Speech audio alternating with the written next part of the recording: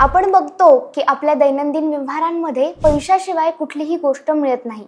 कुठली गोष्ट खरेदी करायची असेल तर आपल्याला पैसेच मोजावे लागतात। नोटबंदीनंतर आपल्या देशामध्ये 10 रुपये, 20 रुपये, 50 रुपये, 100 रुपये आणि 500 रुपये एवढ्या किमतीच्या नोटा चलनामध्ये आहेत। परंतु तुम्हाला हे माहिती आहे का की या नोटा छापण्यासाठी आपल्या देशाला किती खर्च येतो? तर आज आपण जाणून घेऊया।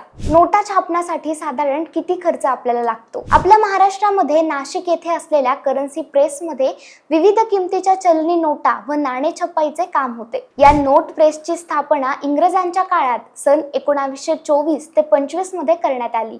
या सर्व नोटा छापण्याचे काम रिझर्व्ह बँकेच्या देखरेखीमध्ये होते। आपल्याला जर 10 रुपयांची नोट छापायची असेल तर आपल्याला साधारण 96 पैसे इतका खर्च येतो। 20 रुपयांच्या नोटा छापायच्या असतील तर आपल्याला 95 पैसे इतका खर्च येतो।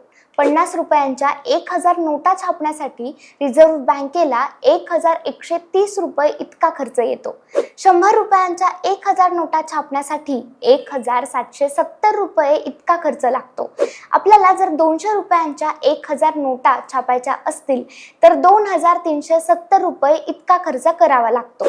आणि सर्वात शेवटी 500 रुपयांच्या 1000 नोटा आपल्याला छापायच्या असतील तर रिझर्व्ह बँक 2990 रुपये खर्च करते। तेव्हा आपल्याला सर्वांच्या हातात खर्च करण्यासाठी हे पैसे मिळत असतात।